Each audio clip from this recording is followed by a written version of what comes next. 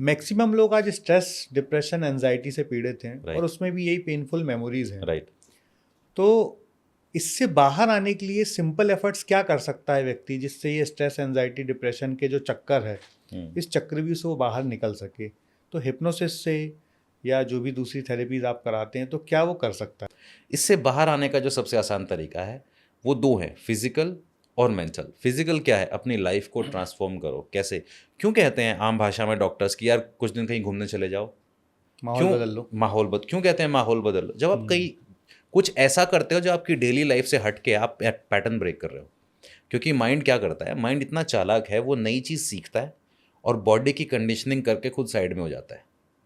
जैसे आपने गाड़ी चलाना सीखा, जब बचपन में पहली बार आपने गाड़ी चलाना सीखा होगा, साइकिल चलाना सीखा होगा, या जब भी आपने ड्राइविंग सीखी होगी, तो पहले दिन गाड़ी चलाते हुए आपको जितनी इन्फॉर्मेशन याद रखनी थी, आज उसमें से कुछ भी याद नहीं रखते हैं आप। जीरो। पहले तो याद रखना पड़ता था, अरे ब्रेकर आ गया, अब क्लच दबाना है, गियर शिफ्ट करना है।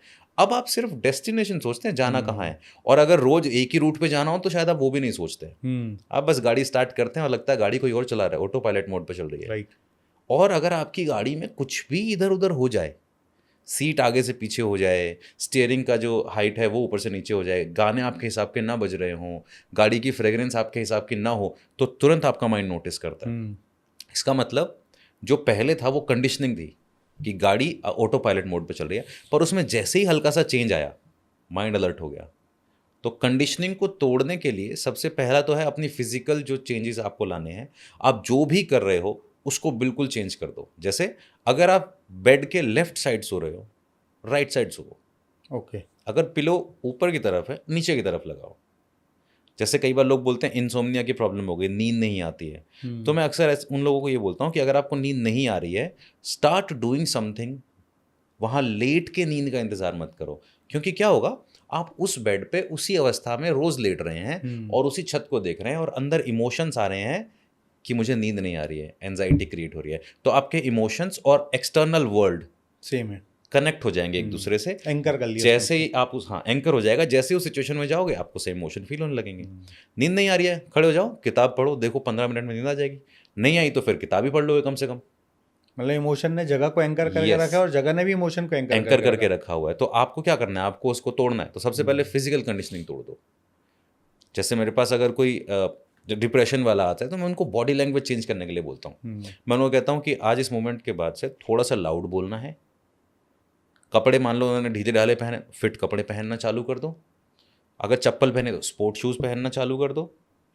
खाने पीने में कुछ चेंजेस करने हैं, अगर ऐसा नहीं खाते थोड़ा ऐसा खाना चालू। सबसे पहले फिजिकल कंडीशनिंग तोड़नी है। फिर आता है इमोशनल कंडीशनिंग। इमोशनल कंडीशनिंग जो है वो हमारे बाकी दो एलिमेंट्स पर डिपेंड करती है, ऑडिटरी एंड विजुअल। आप कैसा देखते हो, कैसा सेल्फ टॉक करते हो।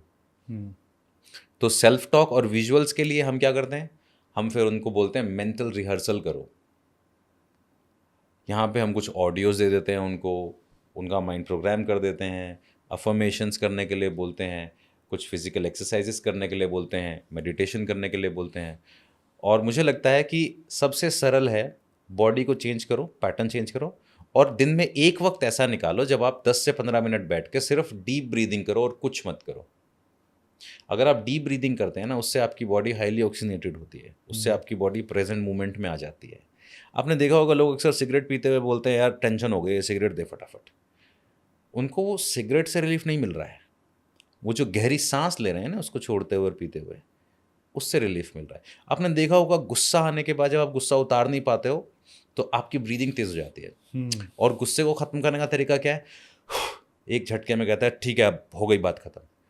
आप एकदम से एक्सेल करना चाहते हो उसको। आपकी बॉडी ऑक्सीजन, लाइफ क्या है, लाइफ प्राण, प्राण क्या है, ब्रीदिंग ही प्राण है। जब हम माँ के गर्भ में हैं हम जिंदा हैं, लेकिन हम सच में जिंदा नहीं हैं। हम प्रॉक्सी पे जिंदा हैं। हमारी माँ से जो हम जुड़े हुए हैं उनकी बॉडी मैकेनिज्म से हमारा हार्ट चल रहा है, हमारा अंदर फ्लो चल रहा है, वेंटिलेटर टाइप चल रहा है। वेंटिलेटर टाइप चल रहा है। जैसे ही आप जीवन में आए, आप पैदा हुए, दुनिया में आए, सांस है वो चीज़ जो आपको जिंदा करती है। और जब इंसान मरता है, हार्ट तो भी चल रहा होता है उसका कुछ देर तक, ब्रेन तो भी चल रहा होता है, ब्लड फ्लो कहीं ना कहीं हो रहा होता है, ब्रीदिंग जाती है।